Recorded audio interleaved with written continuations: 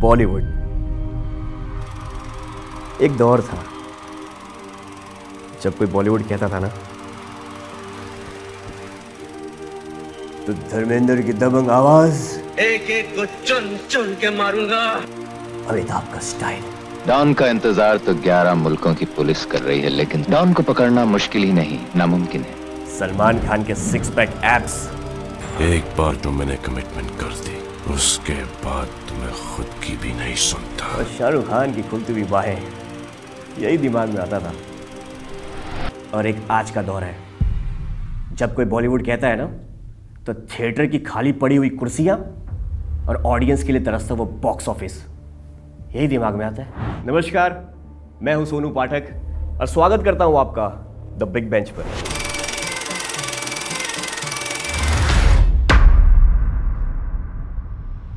एक जमाना था जब बॉलीवुड के लिए 100 करोड़ क्लब और 200 करोड़ क्लब में एंट्री करना आम सी बात थी। और एक आज का दौर है कि बॉलीवुड के कुछ एक्टर्स पैंड्रा के क्लब में एंट्री नहीं कर पा रहे क्योंकि ऑडियंस उनसे कुछ ज्यादा ही नाराज है कि बस एक बार हमारे हाथ तो लग जाए फिर हम इसको बताते हैं। भाई साहब, एक जमाना था जब लोग सैलरी से ज्यादा फिल्मों के रिलीज का वेट करते थे और एक आज का जमाना है कि वही लोग सिलेंडर की लाइन में लगना ज्यादा पसंद करते हैं, ना कि बॉक्स ऑफिस की लाइन में।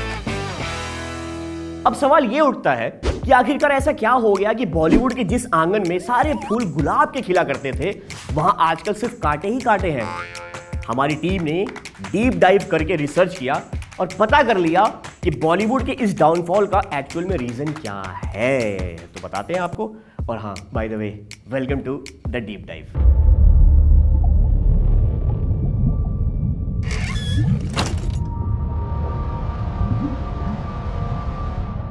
पहला सबसे बड़ा कारण है खराब स्क्रिप्ट।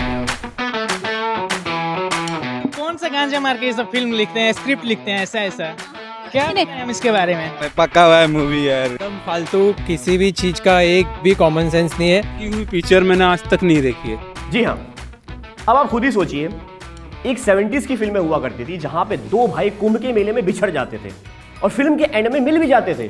और कमाल की बात यह है कि ऑडियंस ऐसी फिल्मों को पसंद भी करती थी और ढेर सारा प्यार देती थी। और कुछ प्रोड्यूसर को तो इतने पैसे भी कमा के दिए कि उन्होंने अपने घर में खुद का कुंभ मेला ऑर्गेनाइज करवाया और उसमें ही डुबकी लगा ली। लेकिन ये आज का ज़माना है, ये आज की ऑडियंस है, बहुत स्मार्ट है। आज की ऑडियंस एक बार से ज़्यादा प्लास्टिक की बोतल का इस्तेमाल नहीं करती है, तो भाई साहब एक स्क्रिप्ट पे 10 फिल्में क्यों नहीं देखेंगी, सोचिए। दूसरा सबसे बड़ा कारण है पोलराइजेशन। जी हाँ, हमारे यहाँ बॉलीवुड की एक आदत सी हो गई है कि वो एक स्पेसिफिक रिलीजन पर टारगेट करके फिल्में बनाते हैं। जो मन में आया वो बोलते हैं और जो दिखाना चाहते हैं वो दिखा देते हैं। For example Laxmi bomb, oh my god, PK, Tandav, ये वो सारी फिल्में हैं जिसमें कुछ ऐसे सीन्स थे, ऐसे कुछ डायलॉग्स थे जिसे सुनकर, जिसे देखकर ऑडियंस भड़क गई। ये राम जी के फॉलोअर दिन भर दिन सोशल मीडिया पे बढ़ते ही जा रहे हैं। मुझे लगता है हमें भी कोई नई सोशल मीडिया स्ट्रैटेजी बना लेनी चाहिए। ब्रदर, मैंने जान दे, मेरे छोटे छोटे बच्चे मालूम है हमका, करेजी और कार्तिके इतने छोटे भी नहीं है वो। और ऑडियंस ने एक क्लियर कट मैसेज भी दिया भाई साहब, ये ऐसा है कि अगर आपने हमारे इष्ट देवता पर उंगली उठाई तो हम आपके ईस्ट, वेस्ट, नॉर्थ और साउथ सारे कलेक्शन की ऐसी तैसी कर देंगे। अब फिल्में भगवान भरोसे नहीं, भगवान के भरोसे चलेंगी। Why would anyone care? Religion के खिलाफ मैंने एक न्यूज आइटम रन की थी, उनके भक्तों ने आके त्रिशूल घुसा दिया यहाँ पे, या राइट इन माय बम। बॉलीवुड के गिरने का तीसरा एक कारण और है और वो है नेपोटिज्म। अगर मैं आपसे पूछूं कि आपके दादाजी के पिताजी का नाम क्या है तो आप नहीं बता पाओगे। अगर मैं आपसे पूछूं कि महाराणा प्रताप के पिताजी का नाम क्या है, चलिए ये तो बहुत पुरानी बात हो गई। अगर मैं आपसे पूछूं कि महेंद्र सिंह धोनी के पिताजी का नाम क्या है तो आप नहीं बता पाओगे।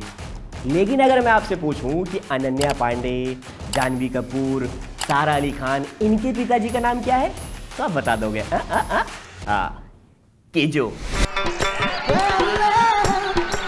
नहीं, मैंने बिल्कुल ठीक ही कहा। वैसे आपने जो सोचा वो भी ठीक ही है, लेकिन एक्चुअल में तो हम सब जानते हैं कि केजो ही है। मैं ये नहीं कह रहा हूँ कि नेपोटिज्म सिर्फ बॉलीवुड में है, नेपोटिज्म तो हर जगह है।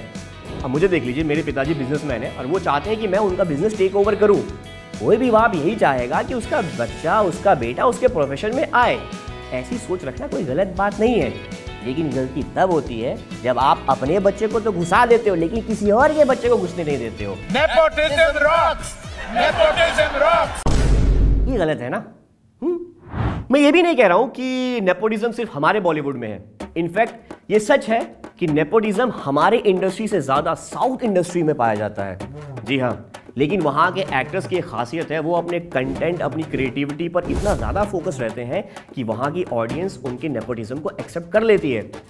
अब मिसाल के तौर पर देख लीजिए, ये जो अपने रजनीकांत हैं, उनके दामाद धनुष, जहाँ एक तरफ मारी और वीआईपी जैसी मसाला फिल्में करते हैं, वहीं दूसरी ओर कर्णन और असुरन जैसी मीनिंगफुल फिल्में भी करते हैं। और एक हमारे यहाँ के बॉलीवुड एक्टर्स हैं जो स्टूडेंट ऑफ द ईयर और हीरो पंथी जैसी पंथी में ही घुसे रहते हैं।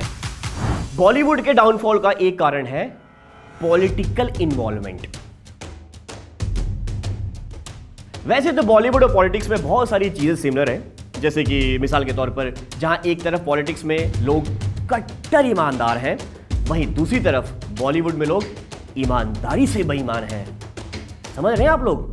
ईमानदारी से बेईमान। कितने तेजस्वी लोग हैं हमारे पास, कितने शानदार विचार रखते हैं जी। ये भी कमाली है, आजकल हमारा बॉलीवुड लेट नाइट पार्टीज और पेज 3 पार्टीज को छोड़कर सीधा पॉलिटिकल पार्टी में घुस गया। अरे हमारे यहाँ के बॉलीवुड के एक्टर कुछ कम है क्या?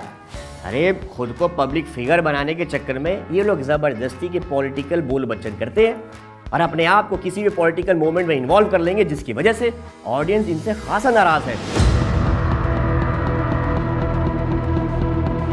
ये कारण है डाउनफॉल का भाई, मैं बता रहा हूं। वैसे मैं इसके अगेंस्ट में नहीं हूं कि कोई बॉलीवुड एक्टर किसी पॉलिटिकल पार्टी में इन्वॉल्व होता है या कुछ बयानबाजी दे देता है, तो ठीक है, लेकिन भाई साहब आप पहले अपना काम तो ठीक से करो, क्यों राजनीति में घुस रहे हो? और कमाल है ये बॉलीवुड वाले, बताओ अपनी खुद की थिएटर की सीटें भर नहीं रही हैं, लेकिन ये लोग राज्यसभा और लोकसभा की सीटें भर रहे हैं। क्या बात कह दी है यार। म्यूजिक। वैसे ऐसा नहीं है कि गलती सिर्फ बॉलीवुड के साइड से है जो पॉलिटिक्स में घुस रहा है। थोड़ी बहुत बदमाशी तो आजकल पॉलिटिशियंस भी कर रहे हैं, जो बॉलीवुड वालों के घर में ही नहीं, किचन में ही नहीं, तो सीधा बेडरूम में घुस रहे हैं। अभी आपने 10 सगाई नहीं देखी? अब वैसे परिणीति जी, आपको एक सवाल का जवाब तो मिल ही गया होगा ना कि हम आपके हैं कौन? 5वां सबसे बड़ा कारण है over exposure of Bollywood celebrities. बचपन में ना जब मेरे कम मार्क्स आते थे तो मैं पापा को अपना मुंह नहीं दिखाता था। पापा जिस कमरे में जाते थे ना, मैं वहां से भाग जाता था क्योंकि शर्म बहुत आती थी ना। लेकिन ये बॉलीवुड वाले भाई साहब न जाने कौन सी मिट्टी के बने हुए हैं, न जाने कौन से चक्की का आटा खाते हैं कि लगातार इतनी सारी फिल्में फ्लॉप देने के बावजूद भी सड़क पर ऐसे चौड़े में घूमते हैं जैसे कि ऑस्कर के 10-15 अवार्ड तो साल भर के पक्के हैं। और ऊपर से कमेंट क्या बोलते हैं कि अगर फिल्में नहीं पसंद है तो मत जाओ। ओवर एक्सपोजर के नाम पे भाई साहब हमारे यहाँ के बॉलीवुड एक्टर्स आजकल कुछ भी कर रहे हैं। मतलब जिम से निकल रहे हैं तो अपनी रील्स बनवा ले रहे हैं, अतरंगी कपड़े पहन के पब्लिक में निकल जा रहे हैं। और मुझे तो यहां तक लग रहा है ना कि ये लोग सुबह उठ के वॉशरूम बाद में जाते हैं, पहले एयरपोर्ट पहुंचते हैं अपने 2-4 फोटोग्राफर लेकर कि भाई मैं जहां खड़े रहूं ना वहां पे मेरी फोटो निकाल दियो, ताकि फिल्में तो चल नहीं रही, क्या पता कुछ लाइक्स ही आ जाए। बॉलीवुड के डाउनफॉल का एक और कारण है अनफेयर अवार्ड्स। मुझे याद है कुछ साल पहले लगातार कुछ अच्छी फिल्में आई थी, जैसे कि तुम्बाड़, छिछोरे, सुपर 30, सोन चिरैया। लेकिन उसके बावजूद भी उस साल बॉलीवुड ने गली बॉय को अवार्ड दिया। गली बॉय! मैं ये नहीं कह रहा हूं कि गली बॉय कोई बुरी फिल्म थी, बहुत अच्छी फिल्म थी, लेकिन फिर भी ऑडियंस चाहती थी कि बॉलीवुड ऐसी छोटी फिल्मों को अवार्ड देकर ऐसे कंटेंट बेस्ड फिल्मों को अप्रिशिएट करे, एक अच्छा प्लेटफॉर्म दे। लेकिन बॉलीवुड ने गलती कर दी ऐसी फिल्मों को अवार्ड ना देकर, और जिसका खामियाजा बॉलीवुड आज तक भुगत रहा है। और बात सिर्फ यहाँ तक ख़त्म नहीं होती है, बॉलीवुड के बहुत सारे एक्टर्स बॉलीवुड के अवार्ड फंक्शन में ही नहीं जाना चाहते हैं।